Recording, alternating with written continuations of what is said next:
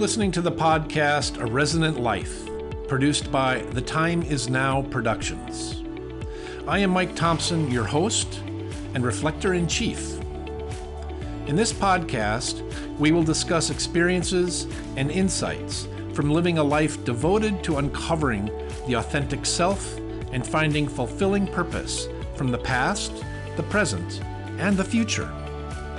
This podcast is a product of my life and experience, and I'll share my opinions. Opinions between people are various, and we don't all need to hold the same ones. But it is fun to hear the opinions of others as it gives us an opportunity to freshen up our own. If you enjoy and gain insight from listening, please subscribe and share. If you have questions, please email them. And as always, nothing you hear here is a proscription or a prescription. It is a discussion of life and life's internal and external experiences. So let's get to it.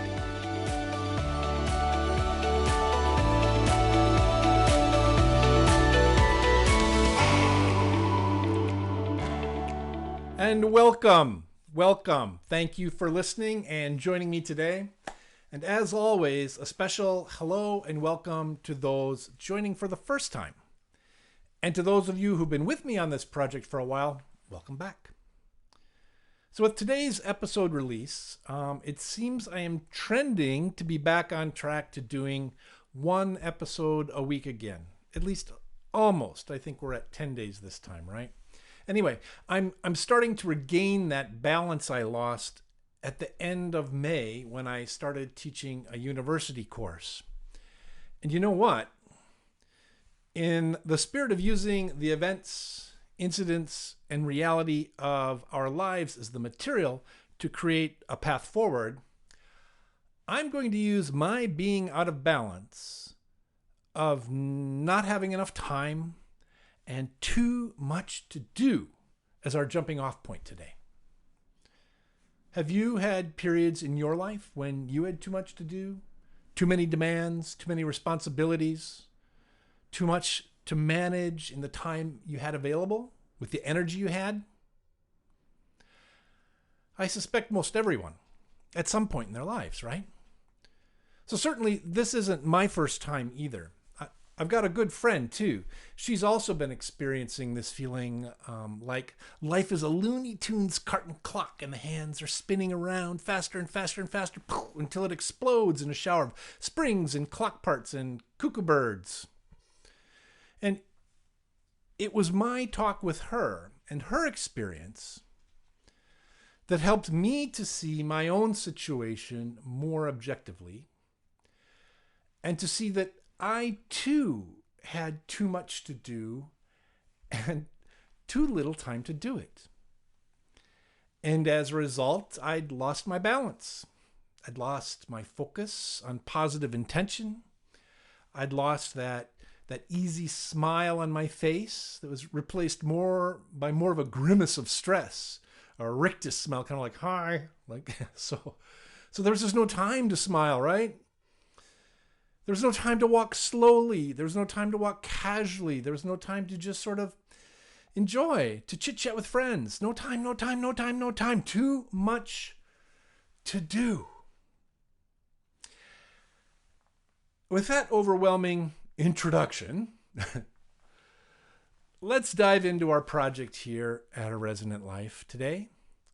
And the ultimate project being, of course, not just what we're talking about today, the ultimate project being uncovering our authentic selves and making the changes to our lives that result in more abiding happiness and joy for ourselves and for those around us.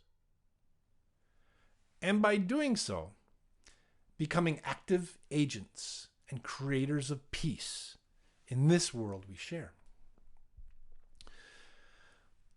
By describing my situation a moment ago as being out of balance, maybe I've skipped a few steps, kind of jumped a little too far ahead. Realizing I was out of balance is more the aha moment, really. But really, it starts with being stressed, right? That's where it all starts. Being stressed. I was stressed out.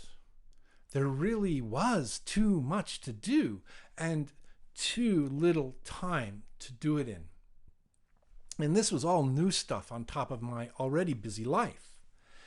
I had a pretty good balance before, although busy, but balanced. Pretty good.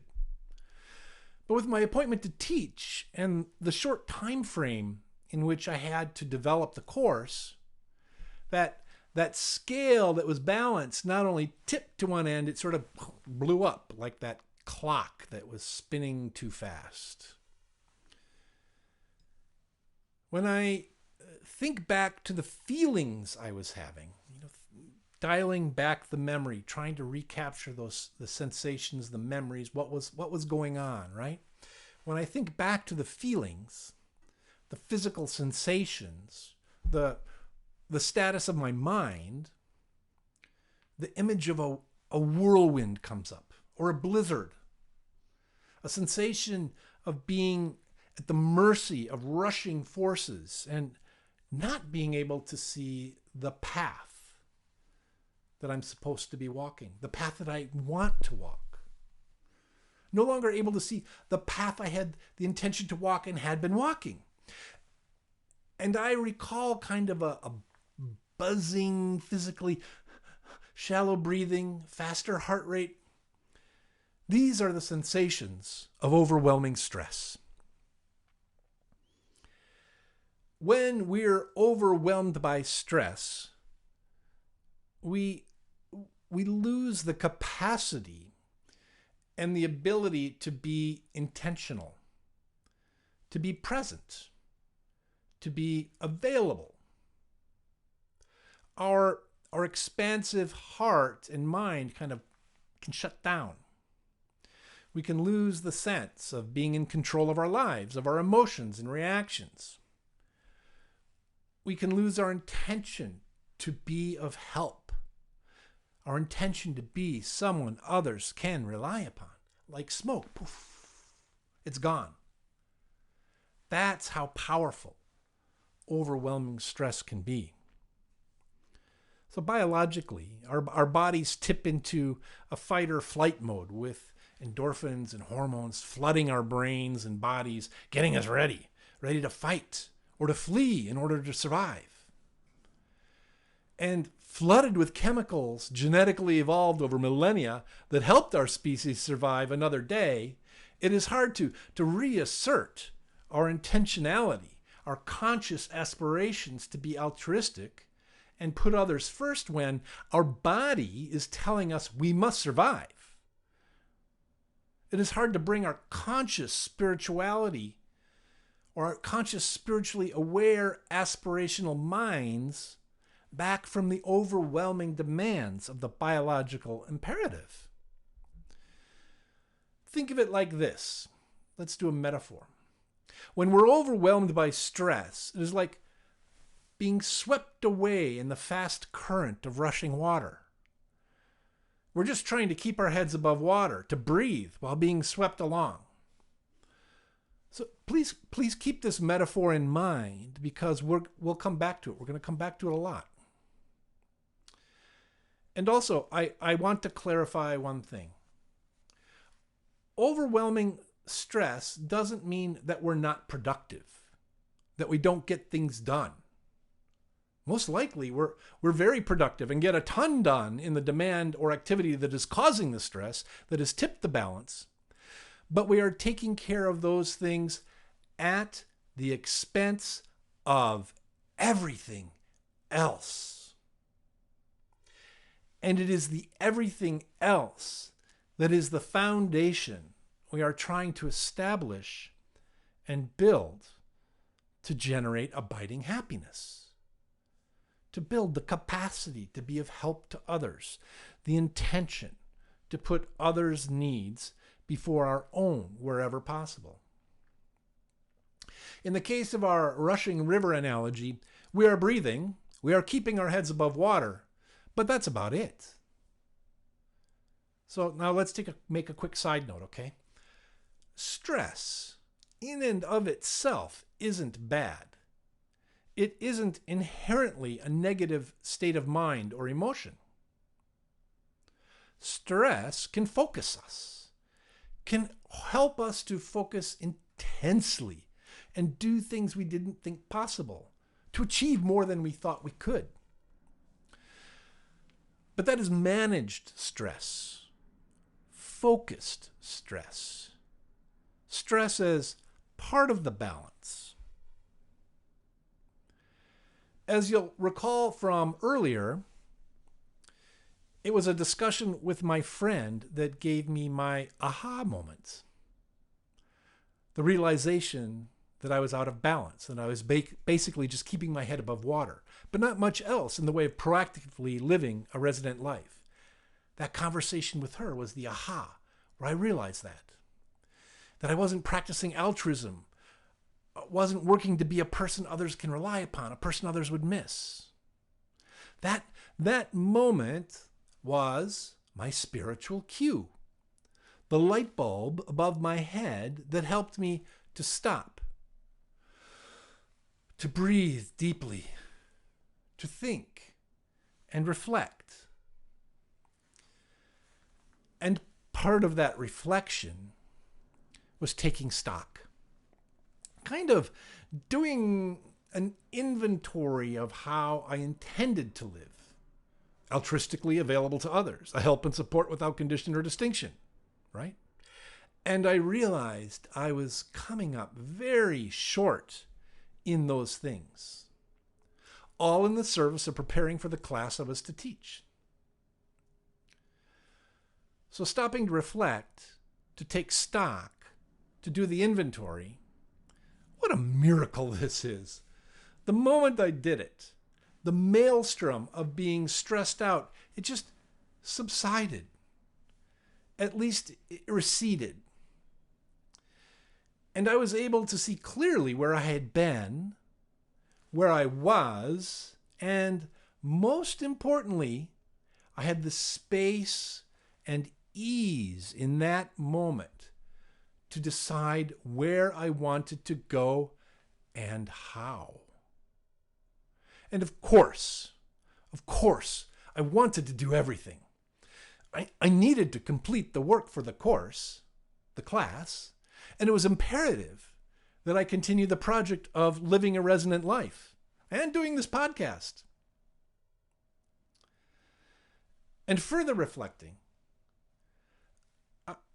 I understood that I had lost my footing.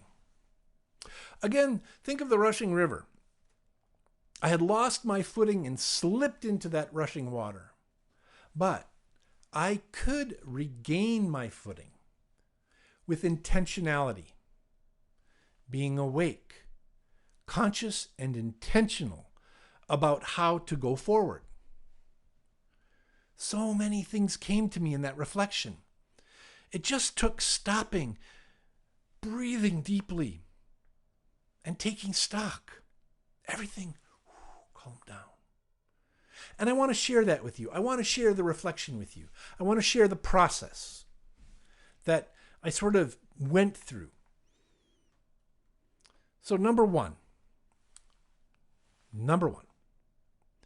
take the first step. Focus on that step.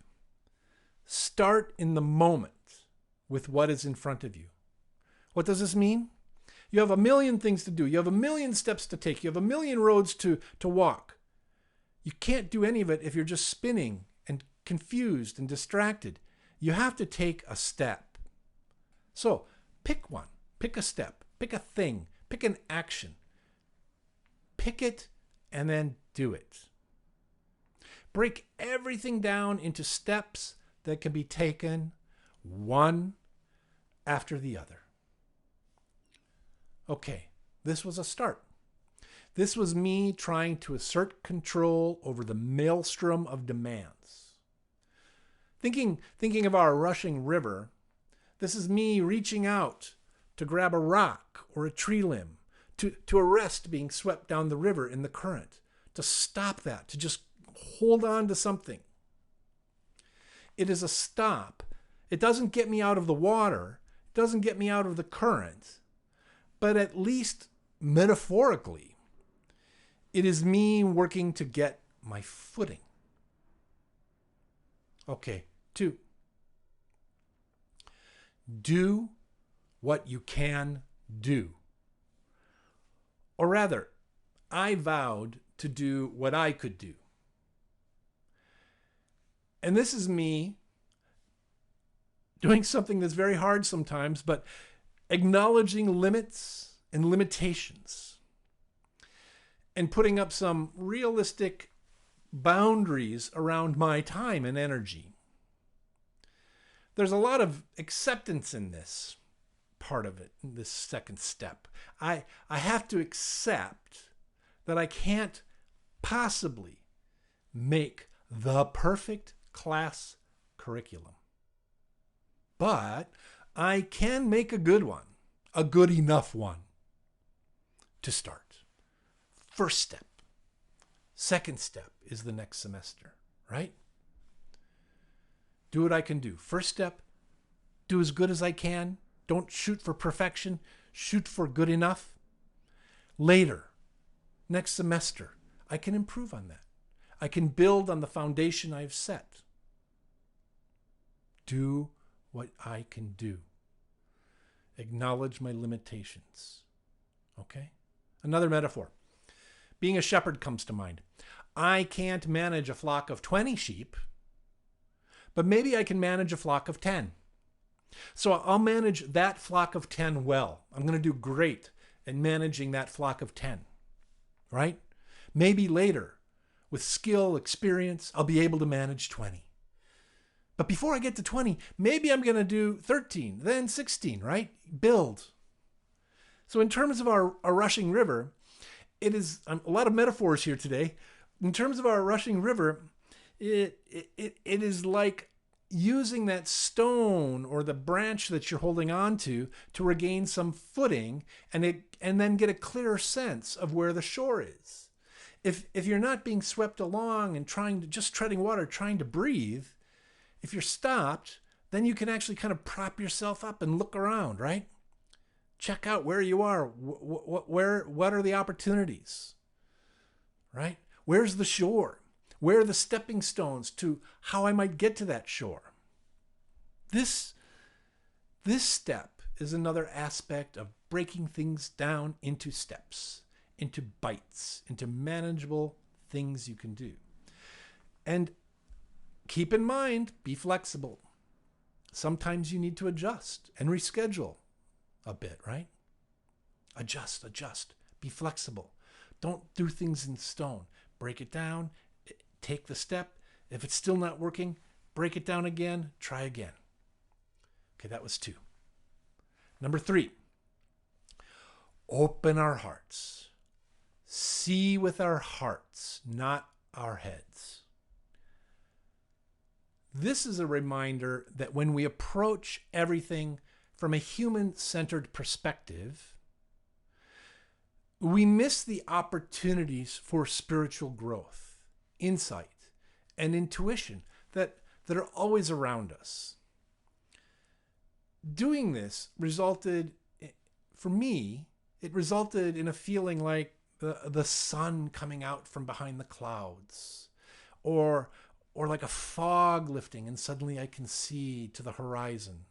And I could see the path I intended to walk, that I had been walking, but the path that had been hidden by the maelstrom of stress. A river metaphor again. Let's say I could see a boat, a nice canoe I could use to navigate the rushing river, right? That's the third step. Taking stock, looking around, checking out the environment, seeing what's around you so that you can figure out what to do next and how to regain balance. Okay, there's a fourth step. 4, act on it. Do something for someone else. Literally, it is about not focusing on me or you not focusing on you. It is about focusing on others. We've talked about this every episode, that the key, the magic, the secret sauce, the power lies in not taking care here and putting here first, ourselves first, doing something concrete, helpful, kind, generous for others. What does this do? This breaks the feedback loop. It is reaching outside of the human context, because the human context is biological. It's survival, fight or flight. It's take care of myself. That's the human context. Reaching outside of it, it's leading with the heart, not the head. Doing something for others is using the heart and not the head. And this step gets us back on the path. Got me back on the path of trying to live a resonant life consciously and with intentionality. A river again. Acting for others. This was me getting in that canoe that I saw and paddling over to help someone else who's also stuck in the river trying to breathe. Can't do anything but try to survive. I, going through these steps, am able to then help others. And with this step, I could feel that I was breathing slowly and deeply again, not shallowly. The breath is an amazing indicator of where our hearts and our minds are. Shallow and fast, we're closing down. We're stressed. We're narrowing. Slow and deep, we're expansive, open, and able to be infinitely helpful, loving, and kind.